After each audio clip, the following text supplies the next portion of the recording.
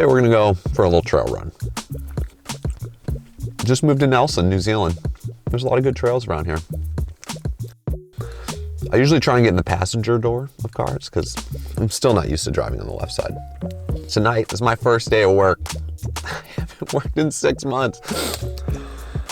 I'm a little weird about that, you know? I'm depressed and happy at the same time. So I'm gonna eat this overnight oatmeal and go for a trail run because maybe it'll feel like I'm on the trail a little bit. I don't know. Let it go.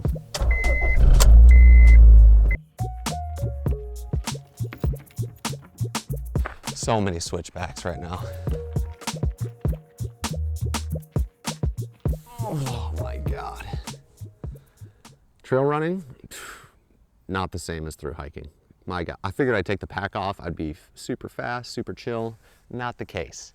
I'm getting my ass handed to me on these trails, but it does feel good to get up and move the legs. Today I want to talk about hitchhiking. It's something I did a bunch of on the South Island, and I took a total of 30 rides on this trail. I wrote down whatever. I took the stats. My hiking partner did at least, so 30 rides. And I didn't get murdered a single time. And today I'm going to talk about how I was able to do that. I have a very murderable face, as you might know, so I'm pretty lucky. Yeah, this is 5 tips on how to hitchhike. Tip number 1, have an exit strategy of some kind. Plan with whoever you're with. If you're with another person, if you're alone, come up with something that can get you out of that car if you're feeling uncomfortable. But make a plan. A couple suggestions that were given to me or I'd come up with along the way was have the person you're with text you or let the person know that you have someone meeting you in the destination in which they're dropping you off. So let's say you're going from Invercargill to Christchurch. Say, yeah, I have a friend waiting for me. Thank you so much for picking me up.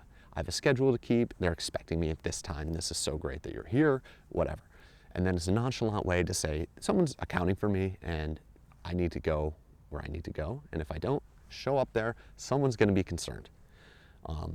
The other trick that you could use is being car sick. Just let them know early on, like, oh, sometimes I get car sick.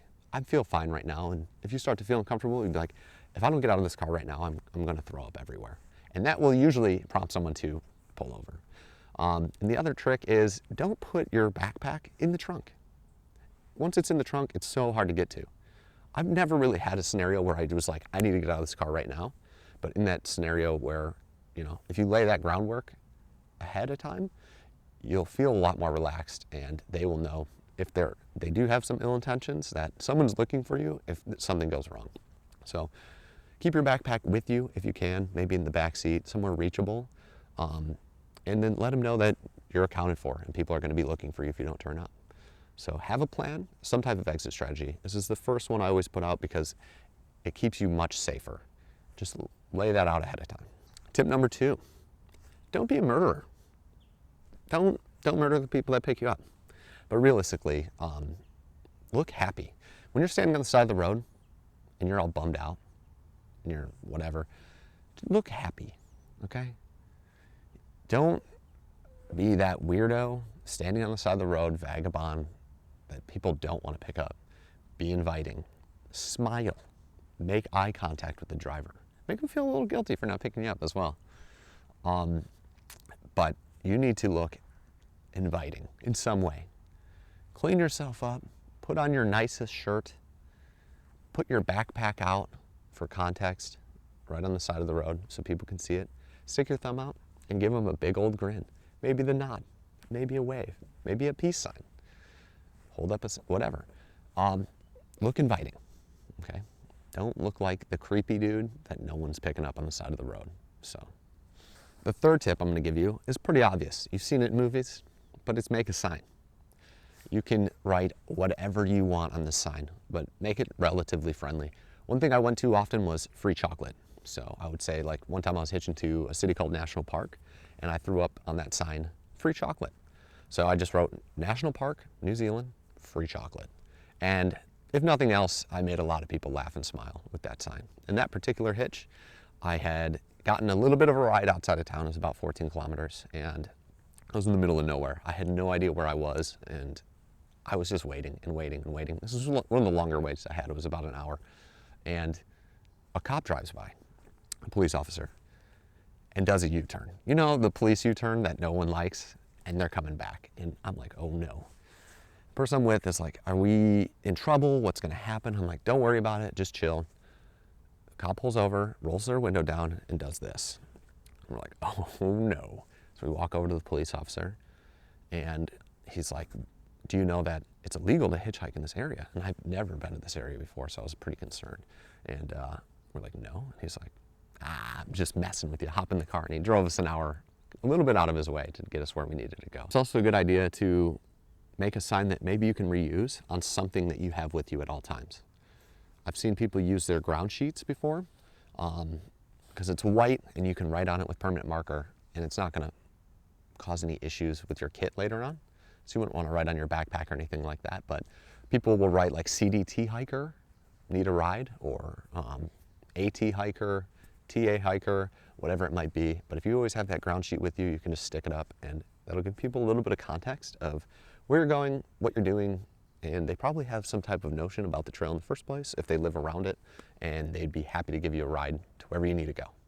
Well, this is my fourth tip, which now seems very obvious, but that's stand in an area in which they can easily turn out and pick you up. I would typically imagine myself walking down the road like they do in the movies with my thumb out back to traffic. Don't do that. Stand somewhere safe, somewhere that's easily accessible by car, and they can pull over into a side street and they have plenty of distance to see you coming down the road.